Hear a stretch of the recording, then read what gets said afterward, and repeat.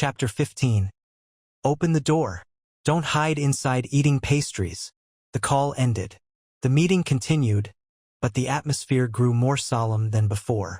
What was thought to be a doomsday with 3 or 4 natural disasters turned out, according to Maria, to be an unknown number of calamities. General Cheen said, "Everyone, let's continue the meeting." Meanwhile, Maria put down her phone and blinked. The person on the other end had only asked questions and offered no further communication about shelters or rescue efforts. However, Maria wasn't disappointed by the outcome. This was the apocalypse, and ultimately, she could only rely on herself. As long as no one disturbed her, she could quietly survive this end of the world. What Maria didn't know was that after the meeting, General Cheen issued a secret order to send a team of special forces south to the Pan Mountain scenic area to rescue Maria and take her to a safe place.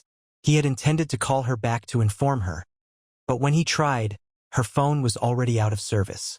Around noon, Maria checked her phone to see if there were any updates from the Versailles group chat in the tourist area, only to find that her phone had no signal. Is the internet down? Maria was thunderstruck. The end of the world was already terrifying enough, but having no internet was like a death sentence, especially for someone like her who depended on the internet for everything. If Maria could leave the tourist area and climb a moderate mountain to the east, she would see that the signal tower had been struck by lightning and destroyed by a landslide. "Maria, the internet is down," Lily said, equally panicked. "It's okay," Maria replied, still watching the window. At least they still had electricity and water, though she didn't know how long that would last. Maria watched the window until nightfall, and nothing happened near the villa. For safety, she didn't turn on the lights and simply boiled a kettle of water to share instant noodles with Lily for dinner. When Lily saw the steaming noodles, she was surprised. Where did Maria get this food from? It tasted so good. As night fell, the tourist area without internet plunged into deeper darkness. Having had success before, Strong returned to the villa area with over 80 people, smashing doors one by one.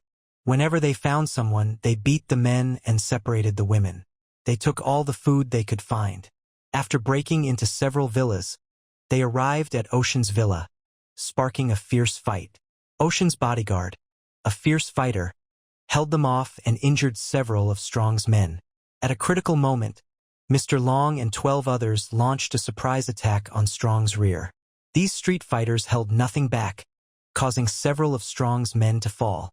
Due to the rain and darkness, Strong's men ended up hitting their own people, mistaking them for enemies. Seeing the unfavorable situation, Strong retreated with his men. Ocean and Mr. Long did not pursue. When Strong returned to the ruined restaurant base with 51 men, he found the guards moaning in blood and some already dead.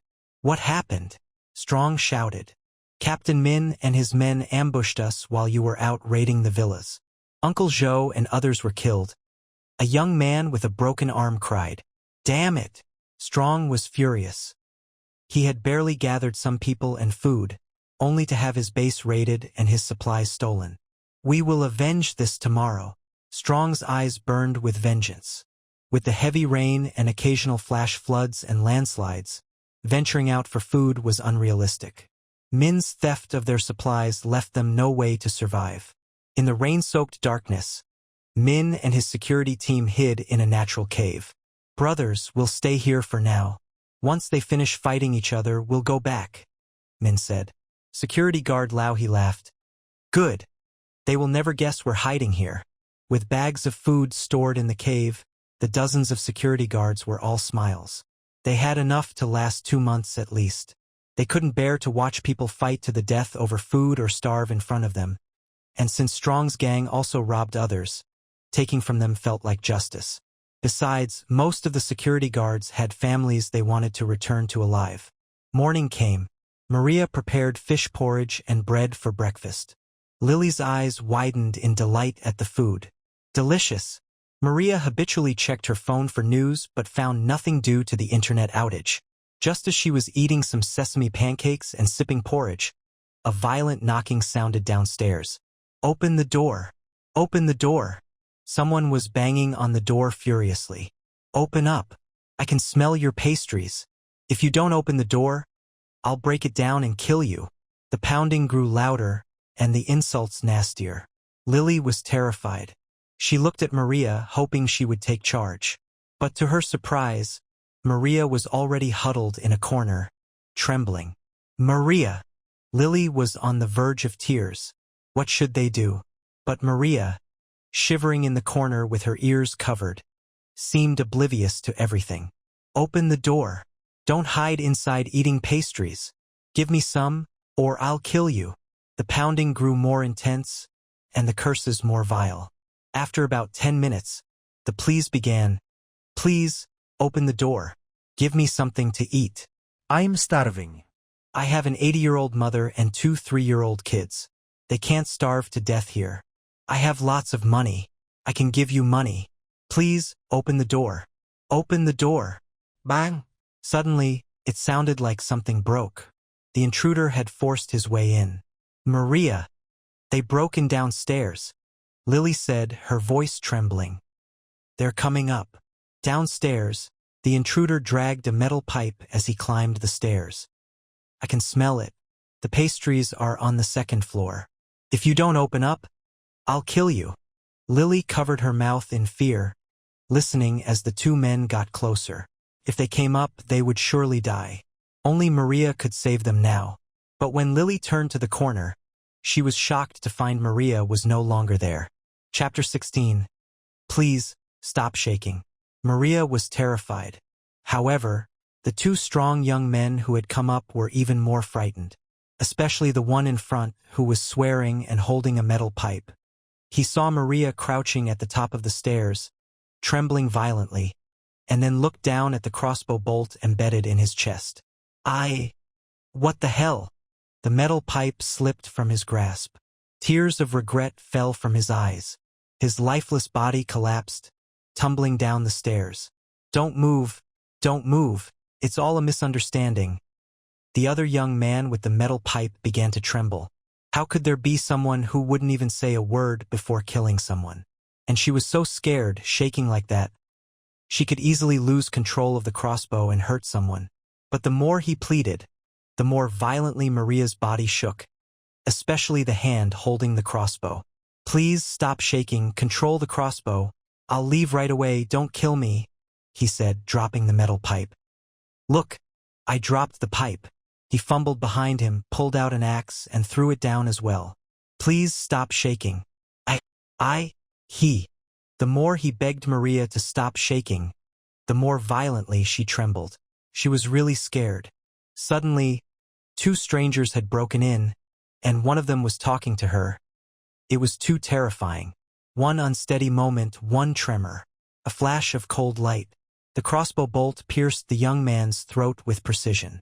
Lily, tears streaming down her face, looked at everything that had just happened in disbelief.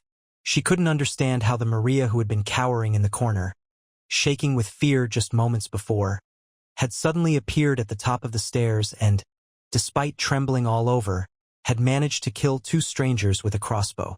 Under normal circumstances, with her body shaking so badly, how could she have aimed the crossbow so accurately? Yet, the first man had 2 bolts in his heart, and the second had 1 in his throat. Given how absurd all this was, the fact that Maria had somehow produced a crossbow from thin air seemed like a trivial detail. Just like the last time, after confirming that both men were dead, Maria no longer seemed as scared. Lily watched as Maria went downstairs, skillfully pulling the bolts from the bodies, then laboriously dragging the corpses to the door and pushing them into the rain to be washed away by the current. Watching the bodies disappear, Maria finally felt at ease. Sister, what should we do now? Lily asked anxiously as she looked at the broken door. With the door destroyed, rain was pouring in intermittently. They definitely couldn't stay in this villa anymore. Maria cleaned the crossbow bolts slightly and stored them back in her magical space. She felt a chill as she looked at the broken door. The tourist area had advertised that the villas were very secure. How could the door be destroyed with an axe in just over 10 minutes? It made her doubt the claim that the windows were bulletproof. The tourism company responsible for this area had been buried by a landslide, so there was no place to file a complaint. We'll move to another vacant villa, Maria said, taking out the administrator's key card she had found earlier. With this card, they could open any villa here. After moving in, she had particularly observed that the nearby villas were unoccupied. To make sure her observations were accurate, she had even asked the customer service representative Amy when she delivered supplies. The villas to the east were not an option, as they were near the landslide area, which might collapse again. So Maria chose a villa on the western front row. "Let's go," Maria said, packing up briefly. Although most things were stored in her magical space, she took out a suitcase to maintain appearances. Lily didn't have a suitcase, so she put her clothes in Maria's suitcase. These clothes were gifts from Maria. While packing, Lily became increasingly puzzled. Maria's suitcase only contained a laptop, a few necessary clothes, and her own clothes. There was no food at all. Where did Maria's daily beef hot pot, instant noodles, fish porridge, and noodles come from? Lily was curious but didn't ask. Without Maria, she would have been dead long ago. "Take this," Maria said, handing Lily a metal pipe that had fallen to the floor. "Use this to support yourself." Lily nodded. "Okay." With that, they stepped out into the torrential rain. Thanks to the low-lying area formed by the landslide, the rainwater covering this area was only about 20 centimeters deep. Maria considered using her umbrella sword to temporarily shield them from the heavy rain, but feared the strong winds would carry her away. That was too terrifying. So they braved the heavy rain and reached an empty villa with an intact door. It seemed the people who had been smashing doors knew this one was unoccupied. Maria led Lily inside. They were both soaked and looked extremely bedraggled. Once inside, Maria immediately checked the water, electricity, and gas. Clean running water, ample electricity, and the gas was still on. "Great," Maria said happily. "Lily, we have water, electricity, and gas here. Let's take a bath first to prevent catching a cold." Lily was also delighted. "Okay, these bastards," Strong exclaimed as he and his men arrived at the area where the security team had hidden. The place was now littered with garbage, with no trace of the security team. "Min, I'm going to kill you." Strong was furious. He had gathered so many brothers to raid the villa area, losing several men, and had finally stored some food, only for it to be stolen by the security team. "Strong, our food has been taken. What do we do now?" One of his men asked worriedly. To make the food last longer, they had been rationing very strictly, just enough to survive. Now, without any food, things had become serious. "Send some men to find the security team and figure out where they're hiding. We need to get our food back," Strong said, his eyes filled with anger. "As for food, we'll borrow some from others to get through the next few days." That afternoon, Strong's men went around to the remaining restaurant employees and merchants who hadn't joined his team. Anyone with food reserves had everything taken from them, even little girls' lollipops and poor-quality cat and dog food. Anyone who resisted was beaten to death. "We're just borrowing some food. Why won't you lend it to us?" Strong said, taking a machete from one of his men. "You animals! You're not borrowing, you're taking all our food. You're leaving us no way to survive," an elderly merchant shouted, standing his ground and protecting his last box of instant noodles. Without a word, Strong swung the machete down, blood splattering 3 feet up the wall.